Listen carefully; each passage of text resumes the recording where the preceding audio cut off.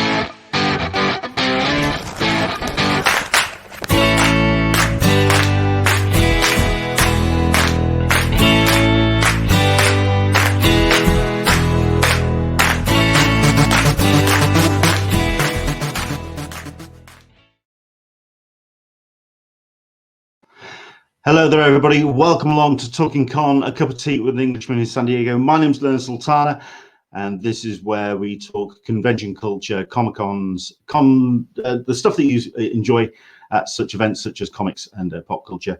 Obviously, not a great deal to talk about when it comes to Comic-Cons, but we do have some bits and pieces. Stick around towards the end, because we are going to be doing a bit of an update when it comes to San Diego Comic-Con. We actually have some news coming out of that particular event. We're going to get into all of that later on.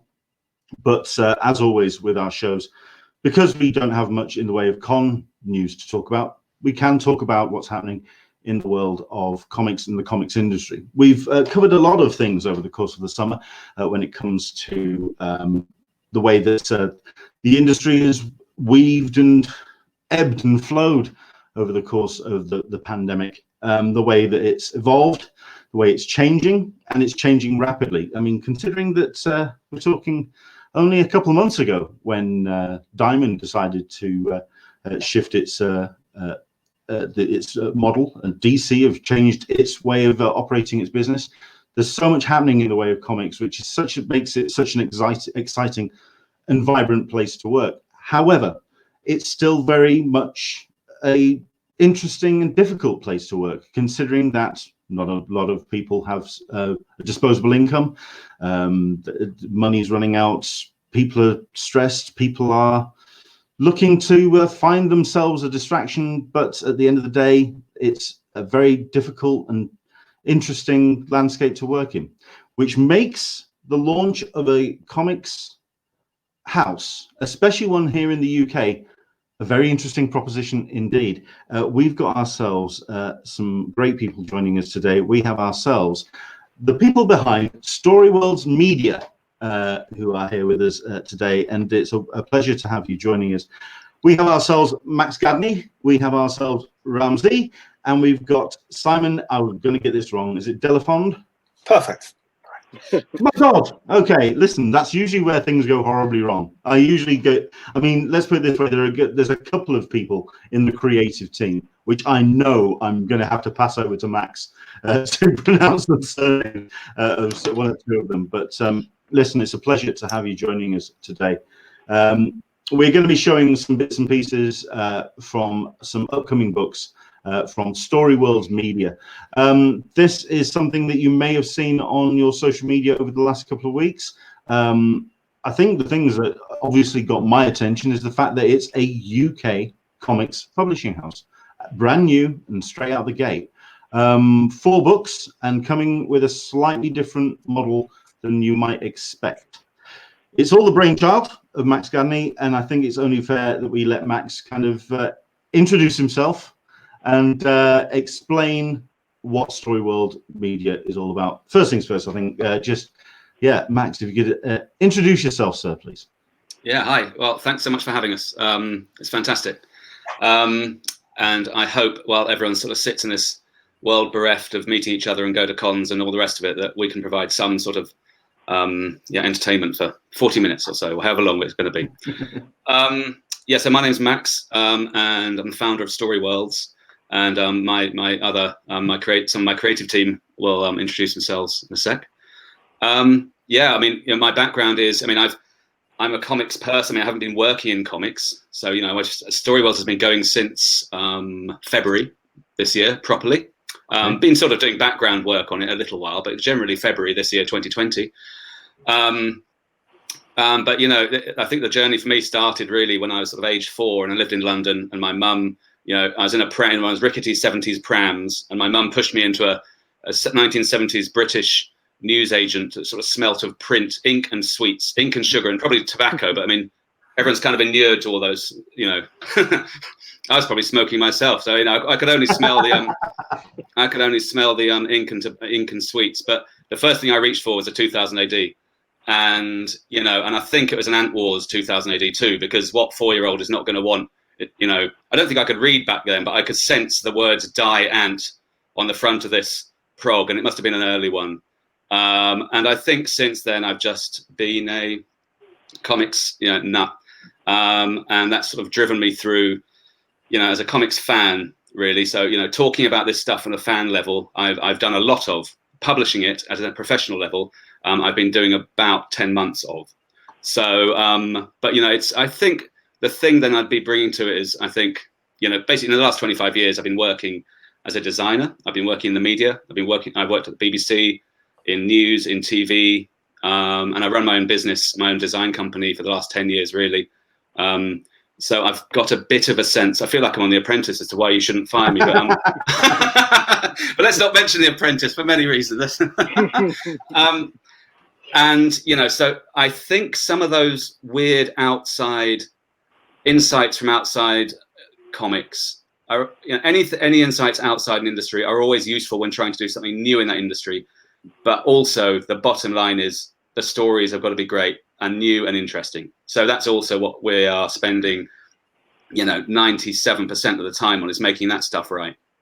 So yeah, so that, you know, that's I could and will go on, but not just yet. Fair enough. I mean, I find it interesting that I mean, you don't have a background in comics per se. It is coming at it as a fan.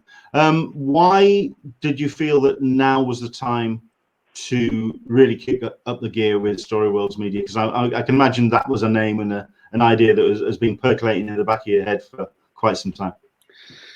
I mean, the origin of that world is one of my jobs at the BBC. And for those of you who don't know, the BBC is a large British publicly funded media organisation where a few people work. You know, and most of what it does is very, very good. And most of what it does, and some of what it does, could be a bit better, like most public service companies. But, you know, BBC is a great place, and long may it continue. But one of the jobs I did when I was there was looking at how different TV brands and genres like history or so could work well on digital media. And part of that thinking, there were lots of people at the BBC at the time, lots of academics and lots of people sort of discussing what ideas are if they jump across different media, from TV to radio to games, you know, all that sort of stuff. So that's what Storyworlds comes from, because I think the idea is one thing you want to create in one of these, you know, Lost was a very good example on TV back at the time of a story world. I mean, Disney have been at it for absolutely years, obviously. And the Marvel, you know, we now call it the MCU, don't we? But I mean, long before marketing teams or anyone at Variety got hold of the idea of the MCU, I think, you know, Stanley knew exactly what he was doing, making interchangeable ideas on this sort of platform in this world where physics was generally similar. Now, we don't have a, well, we do actually. I am working on a chart that's showing how all the stories and characters and everything is kind of interlinked. But I'm doing that as a slightly sort of funny project, funny odd, not ha ha. I mean, and the thing is, right now they're not linked as much as would be tidy, but you know what? We're very early days, sure. But it would be lovely. It'd be an intellectual exercise, but it can't not work as a story, you know. And I think you see some creators, you know, like say Kieran Gillen, for instance, who's a fantastic world wrangler, world creator, an obsessive researcher and visualizer of his stuff, but his stories are really, really good, and I don't doubt they sit on thousands of pages of research. I think it would be wrong-headed, for instance, for us to try and have cleverly connected characters where if it wasn't working in service of the story. So yeah, so Storyworlds has been percolating a little while. That was, I think, one half of one of your questions. Well, I mean, I think the reason why I asked it is because, I mean, as well as the actual creation of the books, which is one thing, it's the networking. It's the fact that you then have to kind of find creators, you have to find publishers, you have to find printers, you're basically coming in at it literally from the ground floor. As much as a fan and someone who knows their way around telling a story, it is, at the end of the day, you are building a publishing house from literally an empty shell, which is a bold thing. And I can understand as well that at the beginning of the year, or end of last year, and when you were starting to pull everyone together, it was something that you were excited about, and you still are, obviously. But then 2020 happened, and that just knocks everyone's house of cards sideways. Which begs the question then, why 2020 to continue? Because you've launched it now in the last couple of months, or you've had your big coming out party, as it were. Why 2020? Why was it not something that you felt could have been maybe held back a little longer, taken into next year, perhaps? I mean, I think, because we've given ourselves the way in which I think anyone creates any business nowadays is not to go out and find $20 million investment and hire 200 people and a big factory and make sure everyone's got nice chairs and like lemon water. I mean, WeWork do that, and lots of people actually do that. But if you go to their offices, they're all nutters, and you know what? So it is very possible to start and run a company. It's in the UK at least, it's cheap to register a company at Companies House. There's the internet, there's Google, there's LinkedIn, there's all these things for finding network and managing projects and doing all this stuff. And thank goodness for the internet, because it meant I found this virtual team. And it's what it is. I don't want to say virtual team because it sounds like I don't really like them, or I always switch, or I sort of switch off their pictures when I'm talking to them. I sort of just keep them as robots. Like sort of love droids, and it's not the case. I think in the old days to start a publishing house, you'd have probably had to go and hire like 20 people and make sure they've all got ashtrays and stuff, and you don't have to do that these days. But likewise, we are paying people. I'll be held to account if we're not. We can see the other people. We're paying people, and we're doing interesting work, and so I think it's possible to learn from what different companies do, startup companies do. The best of what startup companies do is start as small as they can with the best possible ideas and see if there's any traction there. And that's really what we're doing. So we're using the downside. I'm no Tai Chi practitioner, but it's not going to stop me saying, I think we take the negative force of 2020. There's no pubs, there's no restaurants, there's no nothing, there's no nice holidays, and there's whatever, there's no conventions, but what there is a lot of time to think and to get product right. And that's what everyone I've talked to in my small, I've got a network of some comics people, but then other people in other parts of the media who are involved in just ideas in general. They say, look, get the product right, and then guess what the third one is. So that's really, we've been using this time to get that right. And so that does mean, like with anything in life, I think when these things are out, they need to be. There's one person at the BBC I worked not really alongside because she was much more senior, but called Emma Swain, who's a person who's in charge of all the factual, all the documentaries that the American viewers will see on Discovery and PBS and stuff. And she said once that as senior people, your responsibility is to keep ideas good as they go through execution. Yeah, because you'll all have the meeting, you'll have that great coffee, or you'll be drinking together or something like that, and someone will have the idea and it'd be fantastic. And the minute you stop talking about it, or you shut the door when the meeting finishes, the idea starts to kind of get worse, because you can't get the right people to work on it, or you run out of time, or you go over budget, or something like that. And so your task as a creative leader is to make sure that entropy doesn't happen, or there's as little of it as possible. And so that idea that you came out of the meeting with, so all our ideas, our 4 stories, the sound ideas, they're very sound ideas, they're very talkable to people outside comics too. But what we need to do is execute them as high as we can. And obviously we've got to learn lessons. Are they going to be as perfect as some other canon in comics of the last 150 years? I don't know. I think they're going to be good, and that's because we've just been tireless in the attention we're giving to make them good. And sometimes that means a bit of time too. So we've got a bit of time. That's why we're launching in spring rather than hastening right now.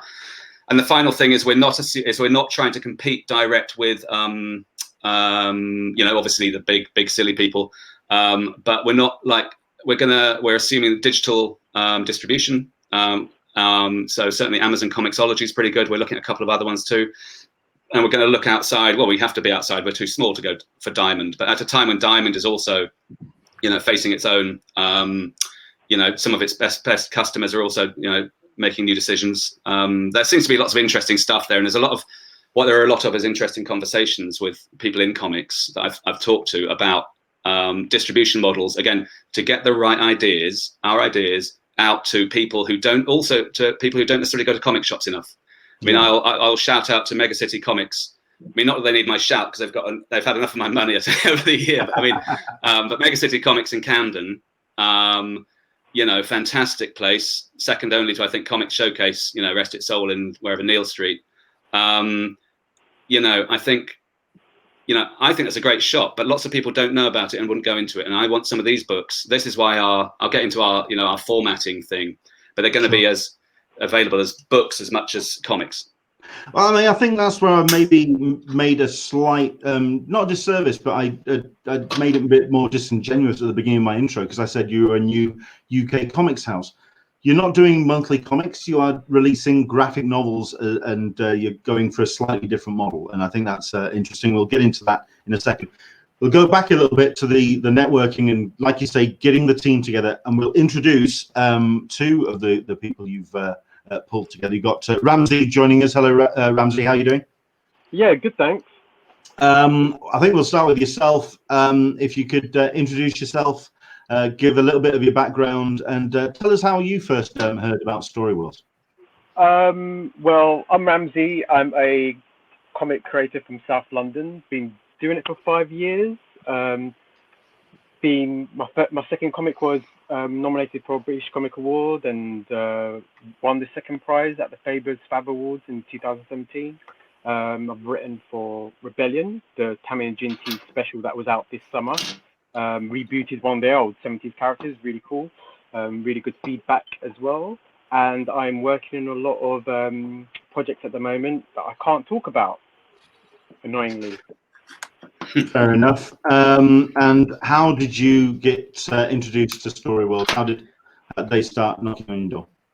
Well, a friend of a friend hooked me and Matt up, and Matt's up, and we met at what's called really posh juice store on the King's Road, and we were just hashing out ideas and really breaking down this book, and it was really, you know, exciting and fun. Okay. And Simon, if you could introduce yourself, give us a little bit of your background, and also how you found out about Storyworlds. Yeah, hi. I'm Simon. So I'm a writer. I've been writing for a long time, probably about 20 years. Lots of things, short stories and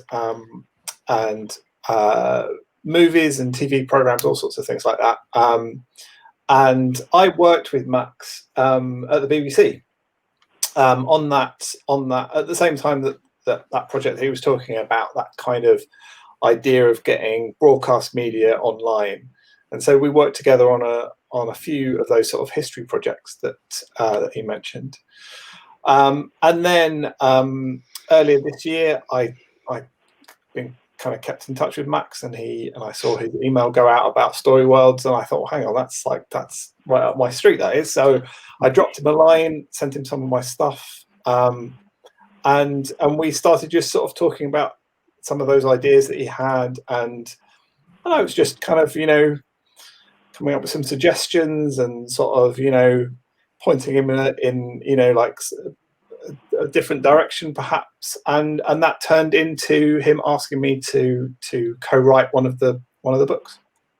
Well, I mean, we'll get into the books, and we'll bring up some artwork as well, because I think it's only fair that we showcase the titles you've got coming down the line.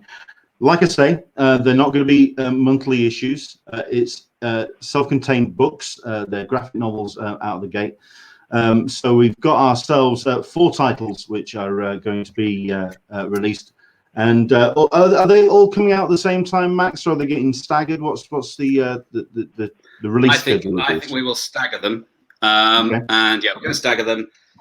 We're going to start them, probably February, March or so next year. But because we're new to it, quite honestly, I'm not going to sort of say any one date or time right now. Having said that, things are going roughly in the right direction. So that's great. Excellent stuff. And I think what we want to do is give each of them a proper chance for publicity and doing the rounds a bit and all that. So I think if each one can have, get a release and then have then maybe a month and a bit, and then we'll release another month and a bit, then another. That's the ideal. Let's see how all that works out. But actually, and it's interesting about San Diego, because one of the people I'm working with to just help get the company going in the right direction suggests that San Diego Comic Con might be a good time to have them all in the world, or even the last one released for then. And so that's always been, SDCC has always been the sort of just the poll, just the sort of like the first lap, So yeah, that makes sense. I mean, certainly as a UK publisher, I think MCM as well, and any way to get the word out about these books. I mean, so we've got the 4 initial titles. We've got USM, United States of Magic, which we've got up on the screen at the moment, written by yourself, art and colors by Julian Parry, and letters by Taylor Esposito, who is always great to see him doing some work as well. We've got ourselves the Only Hope, Book 1, Fear Farm, again written by yourself. Go on, this is the surname I was talking about. This is where I was slightly struggling. Who is doing art and colors on this book, please? Ksenia is doing the art on this. Yeah. Surname? Ksenia, where is it? Let me, I don't know her surname off the back of my head. Right, okay. It's an excellent Russian surname. It is an excellent Russian surname. The only way I could possibly go for it is run at it myself, which is Kudria Surveyor. No, that's I've missed several letters out there. Yeah, Kudriat. I think it's more Kudriat Saver. There we go. And again, letters by Taylor. Yeah. We have ourselves The Sword and the Six Shooter, written by yourself and Simon, art by Antonio Fuso, colors by Stefano Simone, and we have ourselves, last but certainly not least, Fab, written by Ramsey, Stefano Simone on art and colors, and letters by Taylor again. We'll very quickly talk about Taylor and his contribution doing the letters for all of the books.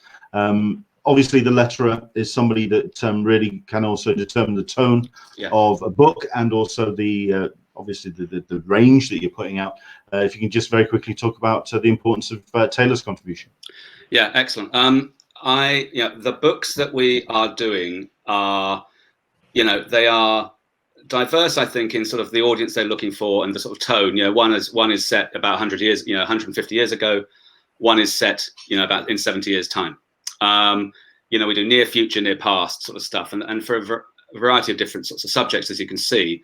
And I think from looking at Taylor's work, and again in this sort of how to get going relatively soon this year, creating a network of people I trust to then suggest to me people that I can work with quickly is really, really important, has been really, really important. And that's, I suggest anyone start. I mean, I'm certainly not going to offer any advice in this this pod today, because I think we're still a bit early on for that. But anyway, so when Taylor was suggested, I thought his work was fantastic, and I thought the range was fantastic. And I really think that lettering, it's like sound design in movies. Sound design, I mean, or it has to be right. The basics have to be right. You have to know who's speaking when. The Foley has to be right.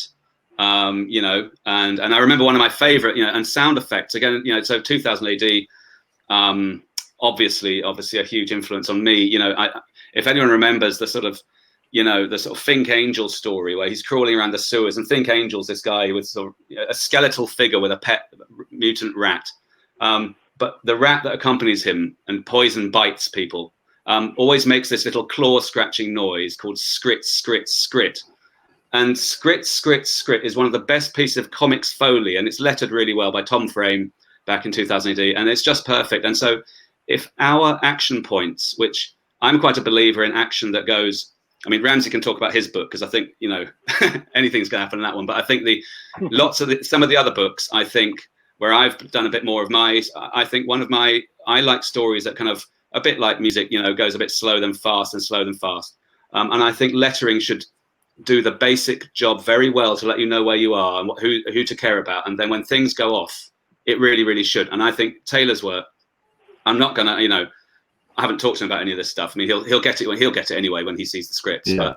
But things need to be, you know, need to get you in there. And then it's like at the end of Taxi Driver. I mean, Taxi Driver is not a gentle movie, but certainly the end comes out of nowhere. And that's what I think lettering and sound effects need to do. And I think Taylor's got that. I think he's got a human quality to his work too. It's not just all like, you know, giant galaxy eating monsters sort of, you know, it's not their irritable bowel syndromes from galaxy eating sort of pan-dimensional beings, which would be an interesting sort of lettering job. That's for phase 2. That's the next book. That's July. Yeah. So I think Taylor's going to do a great job, and I just think it's, you know, again, if you remember Bill Sienkiewicz's his Shadow, you know, that Kyle Baker kicked when the Shadow revival started, you know, years and years ago, and Kyle Baker did a couple. But again, you know, Sienkiewicz's art is perfectly complemented by all the all the Shadow's laughter and all that sort of stuff. So sure. That sort of, you know, when it happens, it happens. That's my view on lettering. Fair enough. We'll go through the books one by one, and we'll get kind of like the elevator pitch. I'm going to let Simon jump in as well with a little bit of a description on this one. We'll start with the book that you're doing together as a partnership on writing, The Sword and the Six Shooter, book 1, Fear Farm. Very quickly, for all 4 of the books, what's the size? How many pages are we looking at? This book is they're roughly 50 to 60 pages. Okay, so 50 to 60 pages. I'm guessing that's for all of the books. Or it's not a set. Yeah, only Hope is 48. The Six Shooter is, I think, 58. Okay, and so forth. Cool. Yeah. Right. So Sword and the Six Shooter. It's a very dramatic opening cover. Is that? And we've got. I think we've got some other pages as well. Oh, certainly, I've got. A page here, the possible graphic design of the front cover as put together by Michael Ree, and that's the one that you went for. Simon, if you could tell us, The Sword and the Six Shooter, what is the story about, sir? So The Sword and the Six Shooter is this, I think it's just a sort of an astonishing tale, really, of it's set in frontier America. And it's and our main character though is a samurai, a Japanese samurai, who's a kind of, we discover over the course of the book, has this quite sort of horrific backstory where he's been part of the revolutionary Japanese Boshin War, and for various reasons that we discover over the course of the story, has had to leave Japan and has found himself in Texas, where he becomes a Texas Ranger, and is given a kind of mission to hunt down someone who's been terrorizing the farmlands in Texas, and so that's where we join him. But Ito is not a happy man, and he brings his literal demons with him wherever he goes, and so that's the story we're following. We're following Ito on this quest for redemption, to find kind of salvation from his past, but also to hunt down this person who's been ripping apart the farms in Texas. So it's a pretty it's a pretty extraordinary story, yeah, and one that I think is people are going to really enjoy. Cool. I've actually got the wrong text up on the screen at the moment. It is book one, the Demon Frontier. I'm seeing a number of touchstones in this, certainly in other media as well. But I'm seeing a whole bunch of really exciting influences. Max, if you can talk about the kind of touchstones that went into the Sword and the Six Shooter.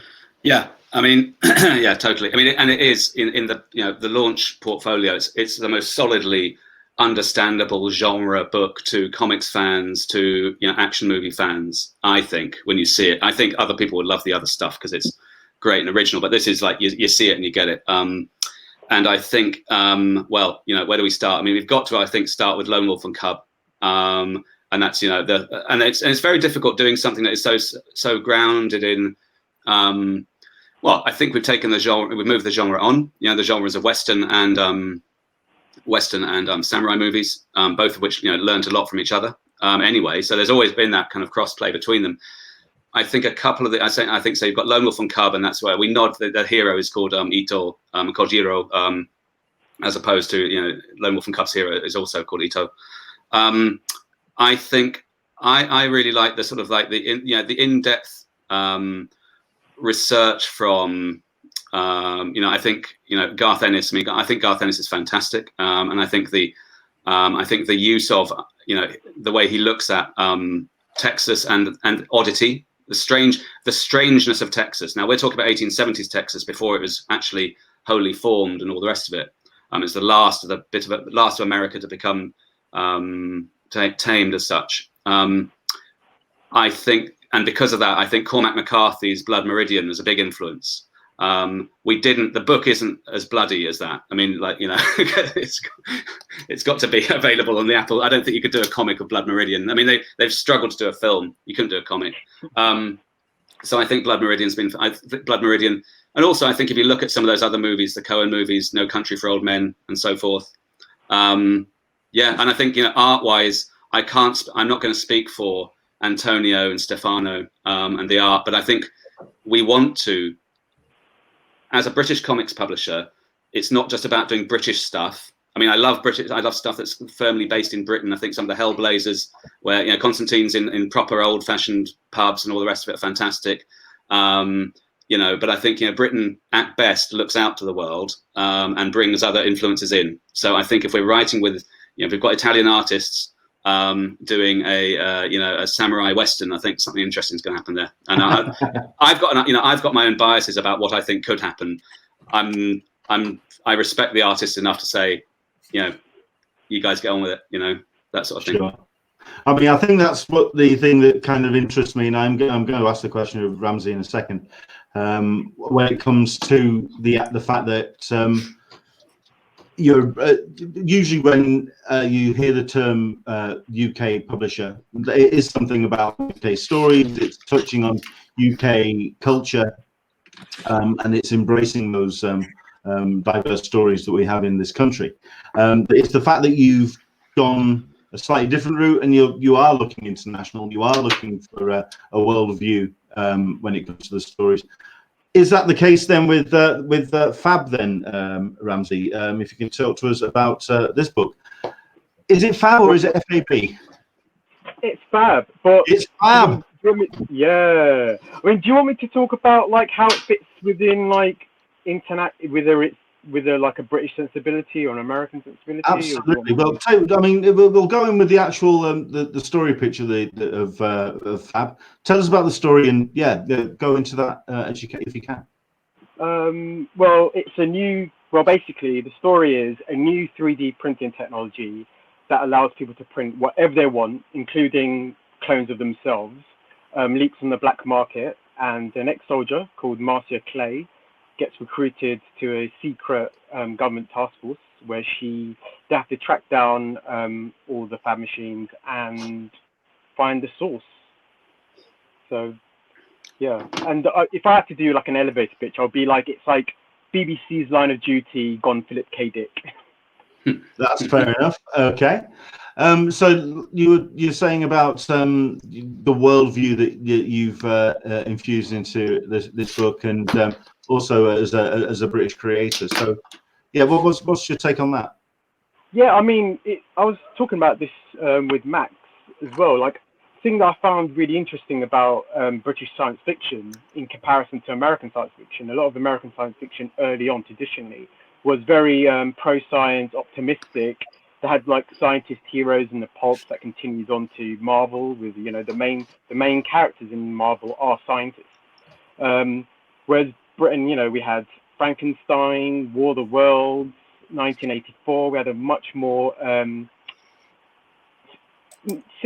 critical, I would say, I wouldn't say cynical, more critical look on science fiction, because we mixed science with human nature, which is flawed, you know. And what I thought Fab should be is somewhere in between those two extremes, where you're with the exhilaration of technology and all the amazing things and far out things it could be, whilst also keeping your foot in any potential problems. It's almost like this ancient like Greek idea of like what it was like Pandora's box, where it's sort of like unchecked curiosity can be dangerous, but there's hope at the end of it. Hope remains, basically, and that's what the book is kind of about. And what's your thoughts on what you've seen so far from Stefano? What are the pages looking like for yourself? It's really dynamic, colourful stuff, which was basically one of the aesthetic touches we had to hit. Like, we didn't want to make a grim and gritty dystopia. We wanted to make a really colourful, like near future type dystopia, where it's almost like Brave New World, where it's sort of like it's beautiful and exciting, but there's like a rot underneath it. Cool.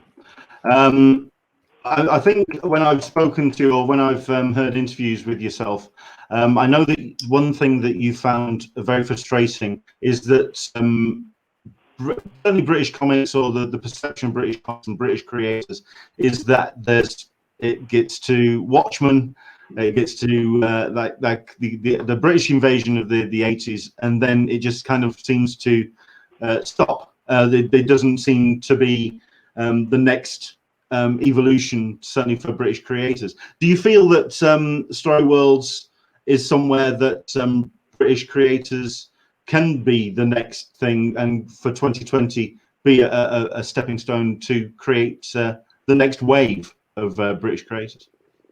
Totally. I mean, like, I think I was like radicalized by, I went to the British Museum. They had the Comics on Mars exhibition about how like British comics are traditionally really subversive and have, like, if you look at the Beano and like early 2000 AD, it was like really like out there, like misfit stuff that was really exciting and had a real anarchic energy to it. And then me as a new comic creator looking at what was being put out at shows, I saw a very middle class, what I call sort of slice of life, Cafe Nero anecdote type comics, where I was like, what happened to all like the crazy genre stuff we used to do, you know? And it's almost like we've kind of, the comic industry has kind of replicated the film industry, whereas like all the talent of ours does American work, which is great. Like, no shade on them. Like, I'd probably do the same. But I think the cool thing about Storyworlds is that it takes a British sensibility and an outlook into like the real world. It's not like we're not making, you know, Cockney British comics. we try to tell global stories. You know, we're not sitting there going British comics for British people. So like, it's really trying to make some really international stories with our point of view to it, which tends to be a lot more nuanced. Like, if you look at like Peter Milligan or Alan Moore or Grant Morrison, they took all that American stuff and skewed it and put in stuff like Aleister Crowley and gave it a real critical look. And I think more of that would be great. And totally, and I think the other writers, I've thrown, so Ennis and Mark Millar too are so like whip sharp in the storytelling. That is such a universal quality. I think if you read some of the really compact works that Millar will do, for instance, or one of my favorite things is Ennis's in the beginning, the Punisher reboot. I mean, there is nothing tighter there, and the art also, the Luis LaRosa art is such a fantastic fusion of story and art in service to story. And art, is it a comic? Yes, it's a comic, but that is a story in my mind that is, I mean, all right, in the beginning it's pretty full on, but I do believe that some of those stories, or the Millar story, the recent one, the what's it called, the fellow, the genius, what was that about? Anyway, he wrote Prodigy. Prodigy. Yeah. That is a story which many would like, and if you can only buy it in a comic shop, it should be available elsewhere. Now, it'll be available elsewhere in trade paperback, but this is our mission, is to tell these sorts of stories that are a little more universal outwards. And I think what Ramsey's saying there totally is that the subversion, the great thing about some of the earlier British works was the subversion of it all. And I think our works are, Sword and the Six Shooter also speaks to why America's bloody beginnings, for instance, and a few other things. These aren't overtly political, but I think I really want, comics are a great vector they're a subversive media. They're readily understood media like punk rock is.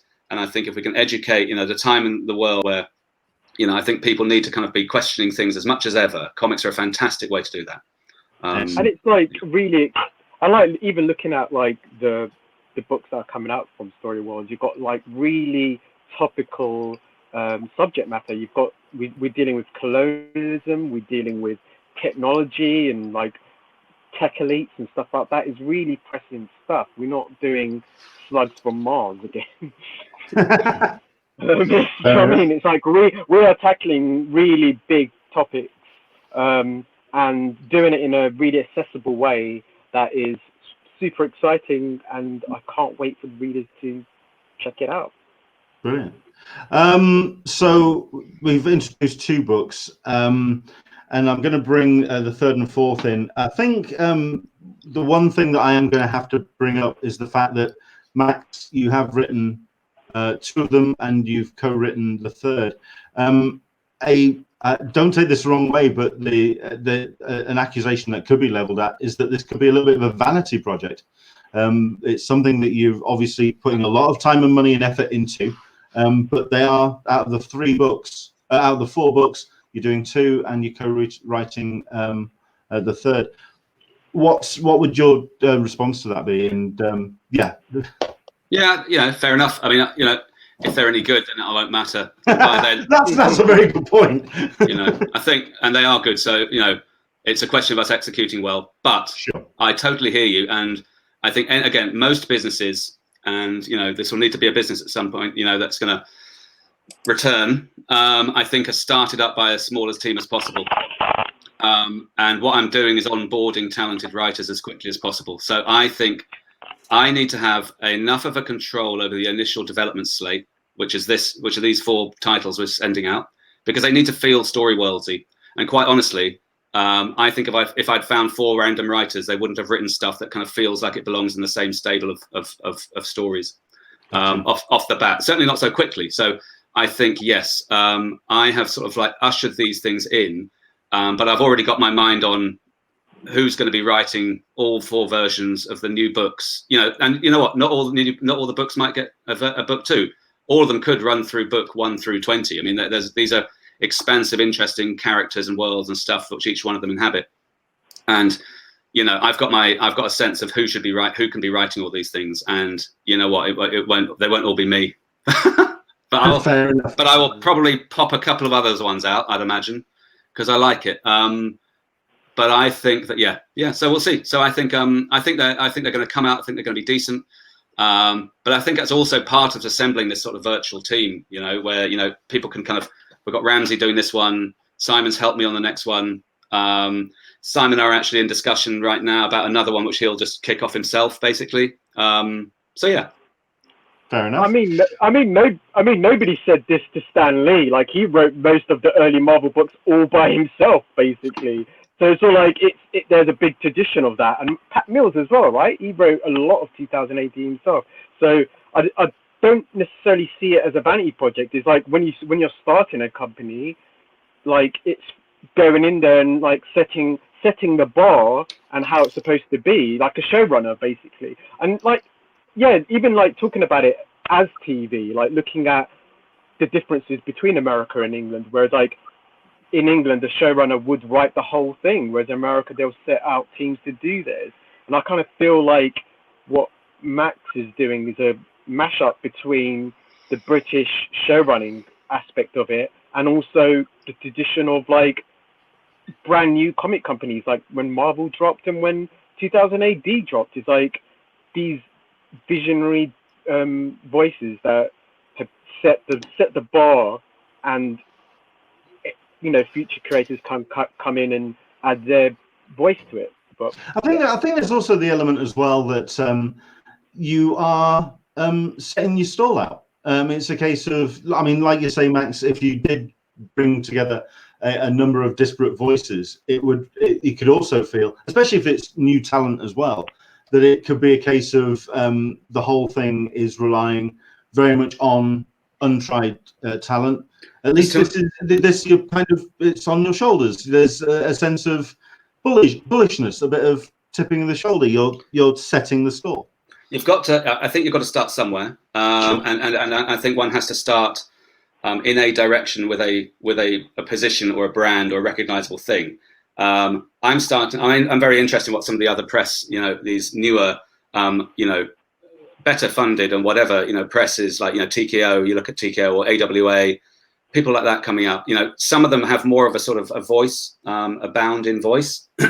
Others a bit more sort of diffuse portfolio approach. I think both those things are valuable. But my view is, if you're competing in a crowded space of all the comics publishers there are, and against some absolute monoliths who hold most of the attention, you've got to be one thing and not lots of other things. So I think that's again another reason for having the degree of consistency and control at the beginning, and it's consistency and control as a business founder, really, to make sure and to take the risk out. Because there's some great, you know, I've got, you know, Ramsey, Simon, a couple other people I'm talking to about being writers and all this kind of stuff, but I haven't had the time to have conversations.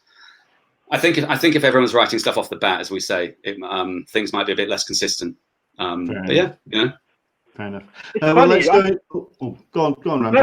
No. I'll say it's funny because I kind of feel like Max broke the mold. Like when I did small press, it was usually friends working with friends, and I came completely as a comics reader, but working in film myself. And then me coming into something and be like, I want to make a comic. Walking into the Amazing Gosh store in London and looking at the small press and finding 3 artists, calling them up and be like, what's your page rate? And they're like, what? And it's like getting them to having a really professional look to a book. And my second ever, like I released 2 books in my first year of making comics. And the second one was nominated for a British Comic Award. Do you know what I mean? It's like people are stuck in these rigid ways of doing things. And I think you kind of have to make a big, bold move if you want to change stuff. And I think British comics have been pretty stagnant for a very long while. And Max has really thrown a firecracker in, and it's going to be really interesting. Cool. Well, let's talk about the other 2 books then. We've got up on screen Only Hope, Book 1, Fear Farm, written by yourself, art by Christina, and letters by Taylor Esposito. Max, tell us about Only Hope. Only Hope is a story about a young woman and some of her friends who struggling for work. They're sort of mid-20s or so, struggling for work. They take a job which seems like a dream job in a large technology company, which, you know, much like many that exist, other technology companies are available. And yeah, I'm not doing that thing. I'm not putting the green giant on the front of anything or anything like that. Obviously, I'm sort of trying not to get sued in the first 4 books. Probably the wise idea. Yeah. Well, let's see how that goes. But anyway, she joins this technology company, and things get progressively weirder and scarier. And let's leave it at that. It is the influences here would be, I think Ksenia's work is very interesting. I think Ksenia's a Russian artist. I think has really enjoyed drawing brought a great view of a kind of young person's drawing of young people to it. I think it's really important that these young people. I was very influenced by Pat Mills's thinking on his work he did in his comics, and when he and Wagner were doing Misty, for instance, telling stories about friends together in difficult circumstances. And I've one of these things was written with some family friends in mind who are sort of like young adults. And again, this is a sort of book where I'll be looking for the next book will be written by somebody who is more like this audience. Although, I've had this edited and looked at by some of these people in this audience just to make sure I'm not being total gammon about everything. But I think, it's ultimately, a nod to the wonderful Jordan Peele. And if he's developed, or somebody gave him the credit to develop, social horror with, films like Get Out, this would be sort of workplace horror. I think workplace horror is a sort of unmined place, given the inherent horror of most workplaces. So yeah, if someone could say, yeah, that workplace horror label Max made up actually fits here, then good. Fair enough. We've got some pages up on. I've been putting some pages up on screen.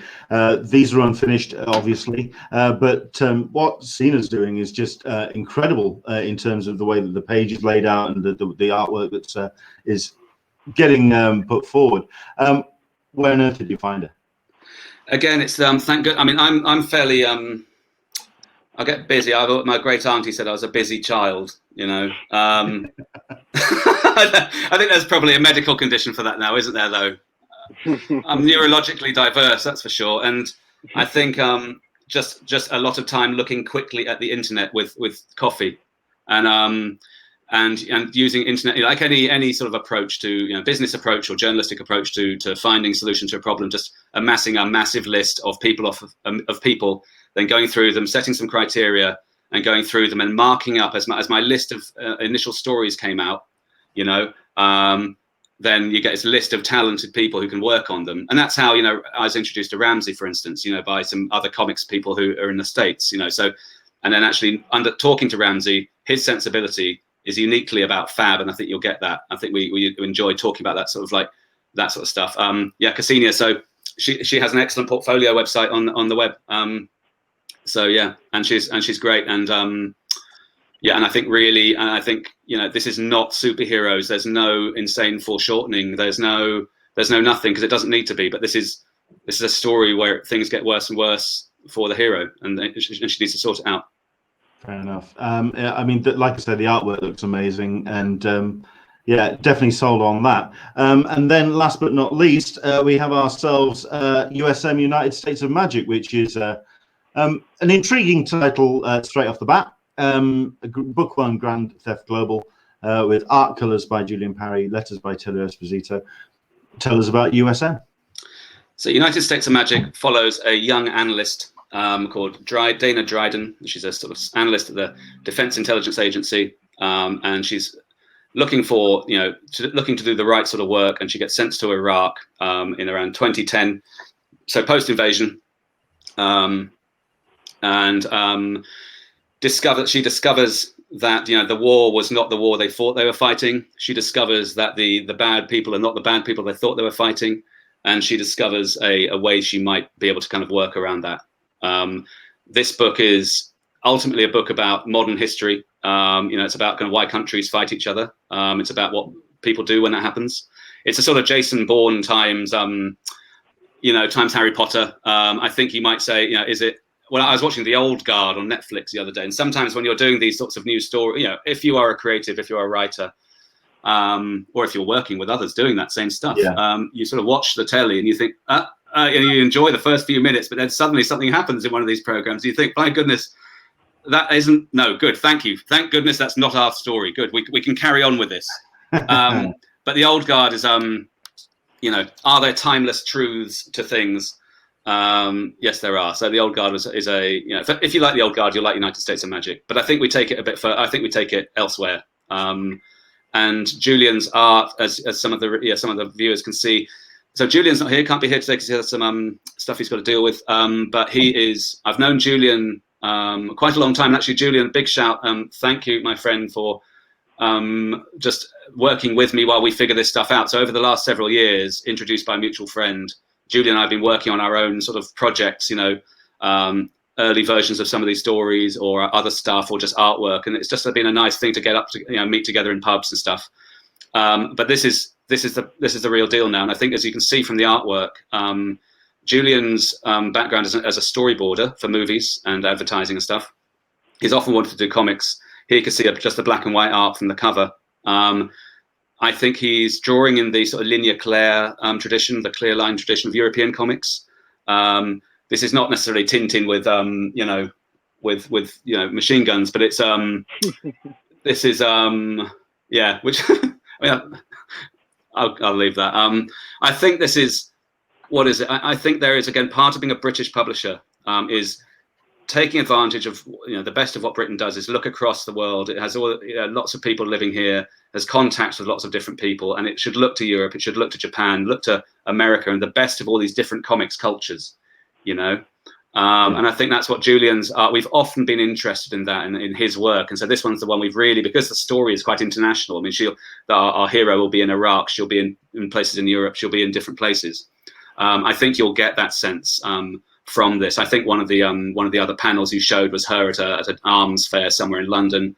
There's a few different sort of locations as they jet around doing stuff. Fair enough.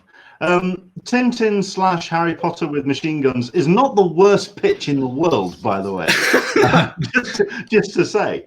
I mean, again, it looks incredible. I mean, it's a very striking art style out the gate.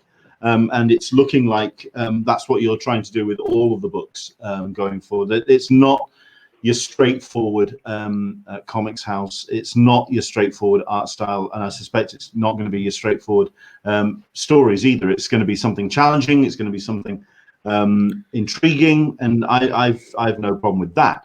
I'm also really curious, and this is where it's good to have Simon and Ramsey here as well, to ask the question about ownership. Is this a creator-owned publishing house in where the people who are involved, the creative teams, have ownership over the stories, or what's your model going forward? Is it the Image Comics model? Where would you? How would you describe it? So I mean, as we say, so some will and some won't, depending on the So you know, if each comics story is an intellectual property artifact, you know, ultimately different people will have different inputs into that intellectual property, into the idea, into the executable idea. You know, the look of the heroes or the premise of the whole thing. And so sometimes it will, and so the answer is sometimes it will and sometimes it won't. And when it will be part ownership in that IP, which if it's, you know, whatever happens with it. If not, then we'll pay a steady work for hire rate. Fair enough. I think the reason why I asked the question is because when you say Storyworlds Media, it does sound very forward thinking. It sounds like of taking these stories beyond the comic page, the possibility of expanding into, develop them into other media. Is that something that's on the cards, or are you focusing right now on the books? It's on the tarot cards, but I'm too scared to ever do tarot cards. I'm too much of a chicken. I'm a big superstitious chicken, so I'm not going to be. I don't know. Tell me what card it's on. Not the. What's the touch wood? There we go. That's, yeah. Totally. No, I mean, first of all, I mean, what I'm doing is, first of all, it's story. It's got to be that, and they've got to be as good as they can be. And you're very kind, and thanks for your words about the artwork. I mean, I think the writing is as good as I'm confident it's as good as it can be. And the art I'm trying to make as good as it can be, and also try and push it in some different ways, I think. And I think you'll see 6-shooter is going to really sort of, the art will be the essence of the story. And I think fab, I think, you know, Ramsey and Stefano are going to make something truly fab, and, you know, forgive the things there. the visual, the design of an object can only speak to the total essence of the idea of that object. And if each piece of artwork is totally honest rather than trying to be something else. I mean, like, I love, who do I love? Brian Bolland, for instance, who doesn't? But you know what? He's he's busy. No. I think getting us started with this people who are somewhat more established than others, and if other people are less established, then that's great. So that's the first thing. And down the way, who knows? I think, but yes, absolutely called media, because if things do scale, then we need to be in a position to scale. Sure. But the stories need to be right first, and that's very much, I think, about lessons learned from my previous life.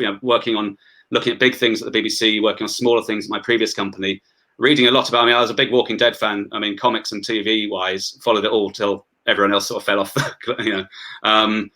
And what happened with them, the slight kind of chaos that happened with all their contracts at the beginning of that, and really nasty.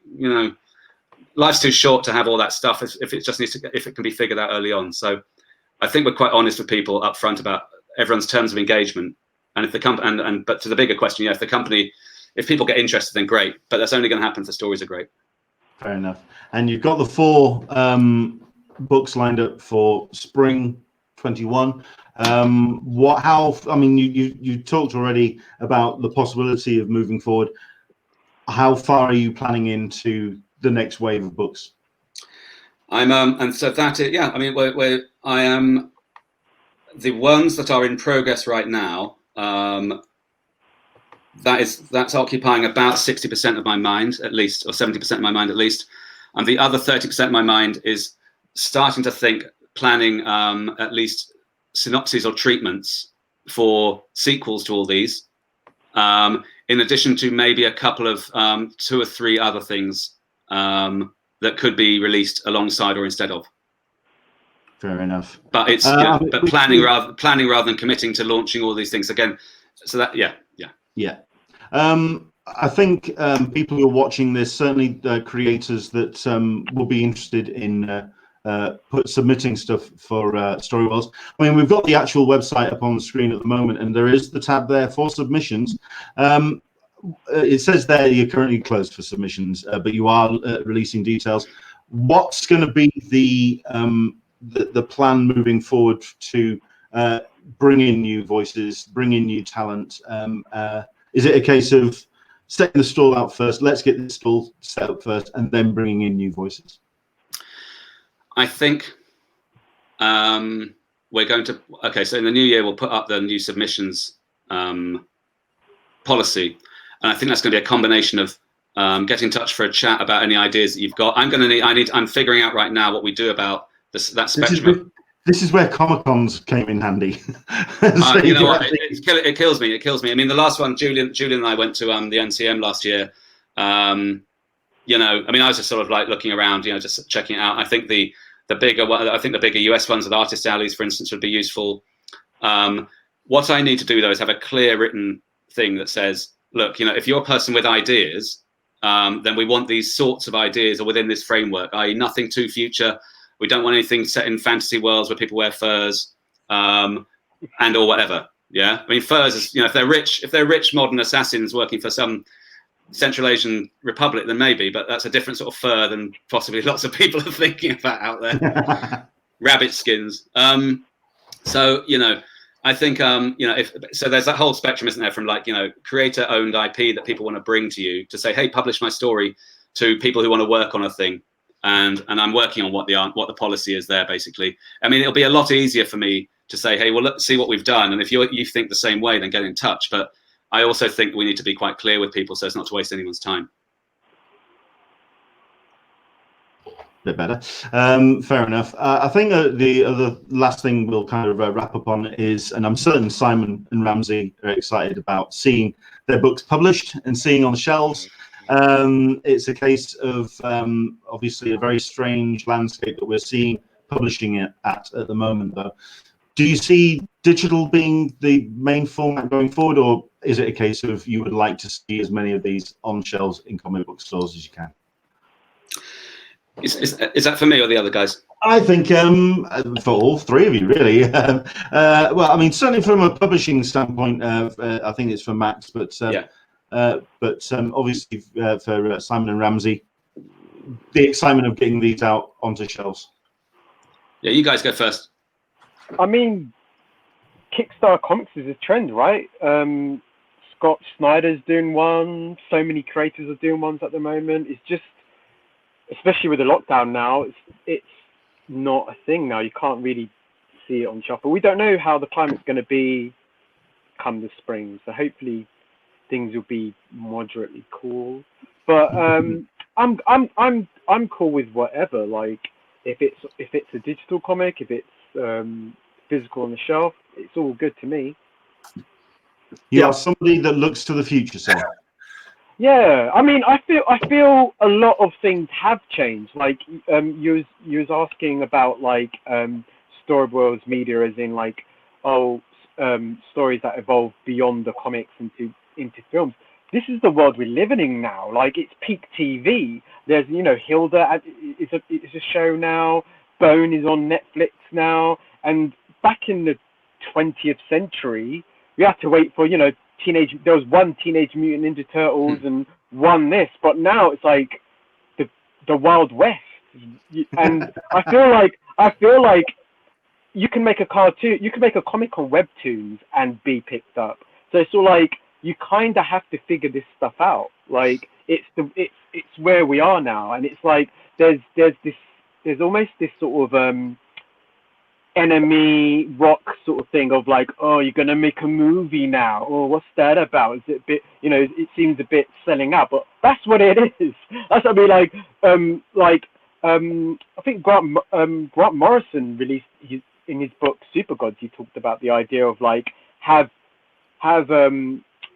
comics kind of become redundant in the sense that there were the superhero was this meme that lived in campfire stories and then in mythology and then went into comic books, and then seeing Captain America on screen, it's like has he moved to a brand new home? It's like this is the kind of things you have to think about, if you want to make comics, and I feel that's the world we live in.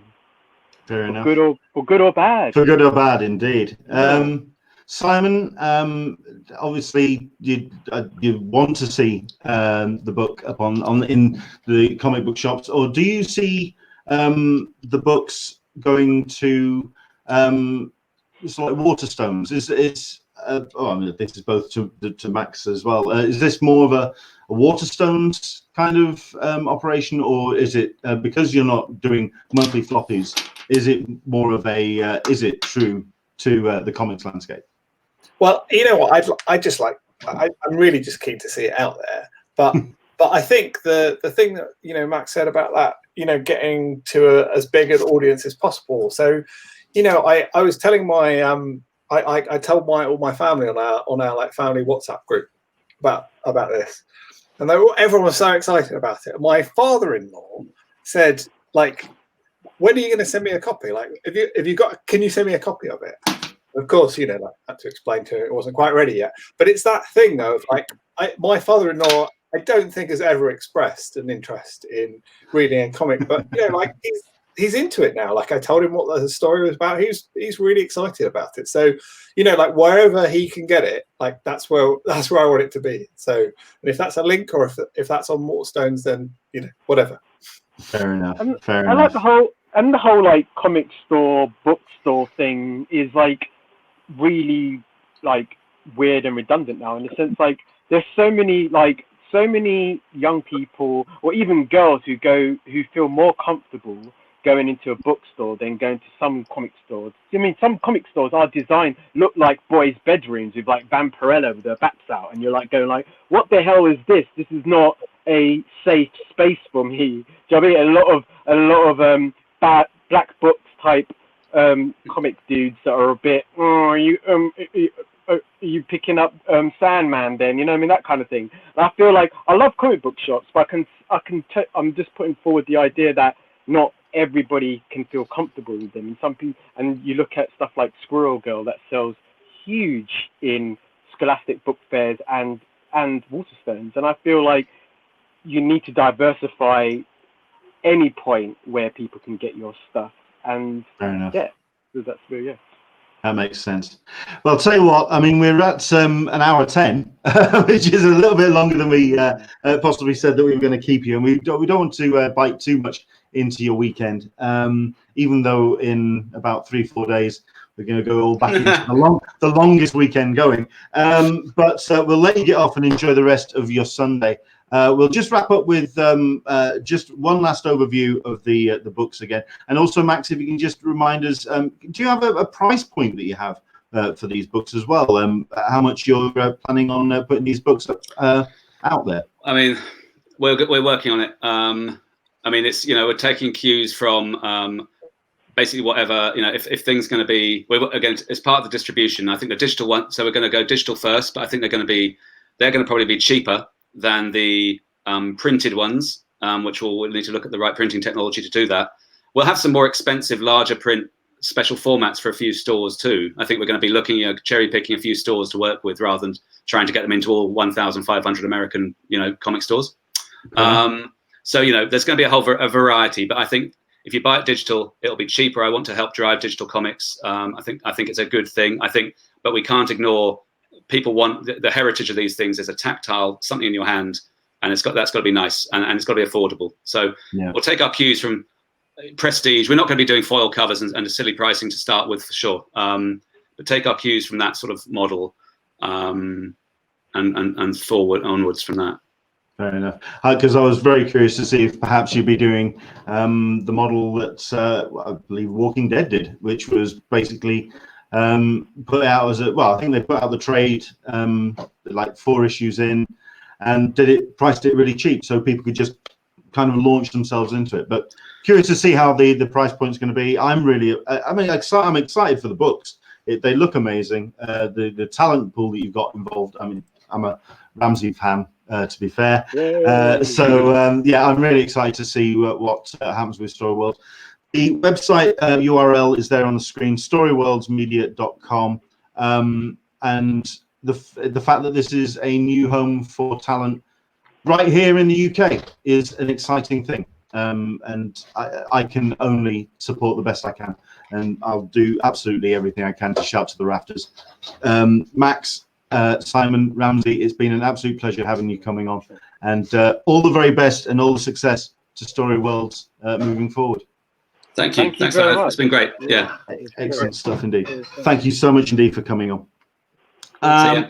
See you later. Oh, well, later, before you do kind of all disappear, there's best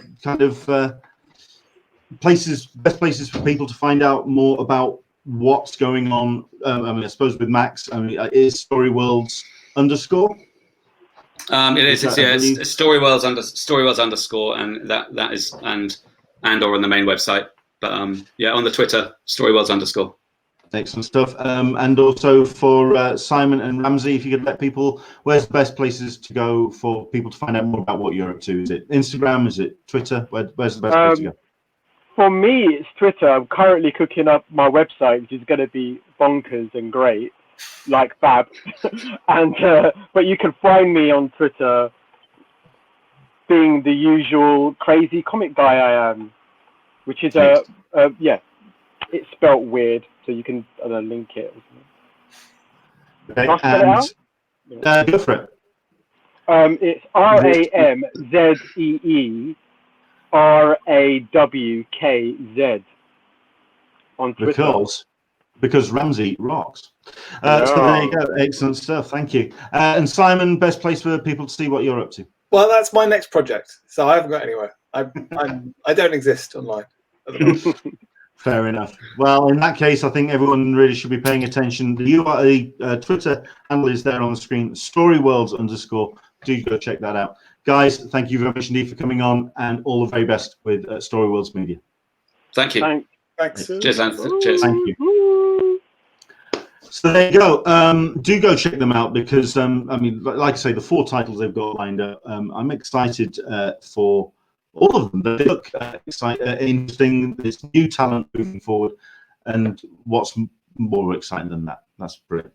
Right, we are going to now talk about some other bits and pieces which involve Comic-Cons, because we have ourselves some news from San Diego Comic-Con, which dropped at the beginning of the week, which means we're finally getting something moving forward. But it may not be the best news for everybody, considering that the news that we've had is that we are not going to be having a badge sale for 2021. Due to the continuing uncertainty of public gatherings during the COVID-19 pandemic, there will be no badge sales for Comic-Con 2021. With the cancellation of Comic-Con 2020, badge holders were given the option to either receive a refund or roll over their badge for Comic-Con 2021. For this reason, we do not believe it is possible to sell additional badges at this time. Basically, what they're saying is they're wanting to limit the numbers. They're wanting to keep it as contained as possible, that they don't want to swell it back to the Comic-Con we know and love. Then with anybody, I mean, it's very difficult to talk about this, because we have to talk about the percentage of people who will be unsafe or feel unsafe about journeying to San Diego for Comic-Con, because at the end of the day, it's the badges that they've sold minus that percentage, and it's going to eat into the vibe of the convention. I think, I mean, by all means, jump in on the comments. Do let me know what you think about this, because this is, I mean, Comic-Con, or San Diego Comic-Con, has always been the show which sets the stall out for other conventions moving forward. They're the ones that set the tone and the tenor. We saw that this summer with Comic-Con at home. Obviously, DC with Fandom took it and ran with the Fandom, but that shows that everyone was waiting on San Diego to see where the landscape's going to go forward. In the beginning of the year, you've got WonderCon, and people are looking at that as the first possible start. I think it's WonderCon and Emerald City. They're looking at those two to see where the year could possibly go. This is an interesting movement forward for CCI.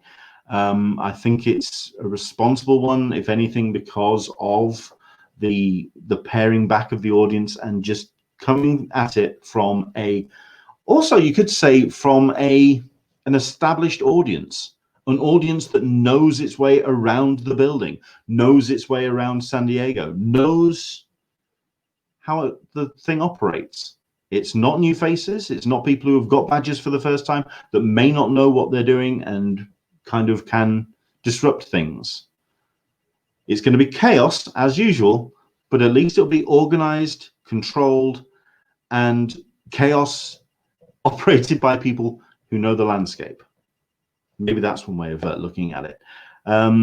It's all going to be happening, though, by all accounts, July 22nd, 25th, 2021. If you have a badge, do let us know in the comments below. Please do let us know what your thoughts are on this. Is it something that you feel that, I don't know, is it something that you feel that can develop? Is it something that would dissuade you from going to San Diego? Let me know, because I'll be very curious to see what your thoughts are. Do jump in, of course, with the comments, and of course, like and subscribe with the channels, because we'll be back next week with another episode of Talkin Con, a cup of tea with an Englishman in San Diego. I'm now going to disappear because I want to check in with Movers and Shakers Unlimited, and I would heartily recommend you checking out their channel, because they're doing a look back and an assessment of Baltimore Comic Con. We spoke to the people behind them. Mainframe Comic Con were the people that did the online content for Baltimore. They were ambitious, and they have been ambitious from pretty much the start of the pandemic. So then it's a case of what's the next step, and I think that's what the retrospective is going to be, to kind of see where virtual conventions go forward with this kind of, you could say, the industry leader at the moment. while DC fandom had the biggest amount of eyeballs, it didn't really interact with the fans. This was something that Baltimore insisted happened. So yeah, I'm going to go check out that. That's Movers and Shakers Unlimited. Do go check out their channel. Right. Thank you very much indeed for watching. I hope you've enjoyed the show for today. We have ourselves some great episodes coming up, and I'm really looking forward to our special guests coming forward. We have ourselves a special episode that takes place next week, another collective which is going to be coming on, and another publishing house. But this is one that has managed to get itself very much on the table. They are really kind of putting some amazing books forward with some incredible creators. Vault Comics. We've got the CEO, we've got the editor-in-chief, and we've got the head of publicity coming to join us, Damien and Adrian Wassel. We've also got David Disanyaki as well. So that's Sunday, the 8th of November, so next week. Do join us for our Vault Comic special. We do have an incidental episode which takes place on Thursday, the 12th of November. We're very lucky to be joined by Heather Antos, who's going to be coming on the show. Scotty Young is joining us on Sunday, the 15th of November. Yes, I'm going to do my best to actually talk to Scotty and see if we can get him sketching on the show, because it's something that we haven't done enough of. Try and get some artists to actually do some art on our live stream. I know Scotty's not 100% comfortable with podcasts, so maybe if we get him to do some drawing, maybe that'll just relax him a little bit. But that's on Sunday, the 15th of November. Sunday, the 22nd of November, a name you may not recognize, Mike Cicchini. He is the editor-in-chief of Den of Geek. That you do know. We're talking the future of media. We're talking how at that point we'll be in week 3 of the pandemic, of lockdown wave 2 here in the UK. So we'll have a real kind of sense of ennui at that point. I think Mike is going to be someone who's going to be interesting to look to the future of media. And when we may even find out or have found out by that point what's happening with the likes of Wonder Woman, of Free Guy, of Coming to America 2, and indeed Black Widow for Marvel Cinematic Universe. That's going to be an interesting conversation. That's Mike Cicchini, going to be on Sunday, the 22nd of November. And then Sunday, 29th of November, wrapping up the month, White Noise Studios, and we've got the full gamut of them on as well. Alex Packnadell, Ramsey, Dan Waters, and Ryan O'Sullivan. If you missed it, on Wednesday, we had ourselves the incidental episode with Dan. Great chat. He brought out, we talked about his 2 new upcoming books, which are just absolutely phenomenal. The Picture of Everything Else, and also Homesick Pilots. That was it. Almost forgot. Great books. Homesick Pilots is, if you can get to your comic book shop and get that pre-ordered, because that is a hell of a book. Very much looking forward to seeing what people think about that. So there you go. That's our show. Hope you've enjoyed it. Thanks again to the guys from Storyworlds. Do check them out at storyworldsmedia.com. Do take care. Enjoy the rest of your week. Once again, thank you very much indeed to our audience. Thank you very much indeed to our Patreon supporters for all of your support. And to everyone who's watched the episode. We do this for you, and we hope you stick with us for another Talkin Con, a cup of tea with an Englishman in San Diego. That's next Sunday, 10 a.m. Pacific, 1 p.m. Eastern, 6 p.m. GMT. From myself to you, take care, stay safe, wash your hands, wear your masks, and we'll see you next Sunday.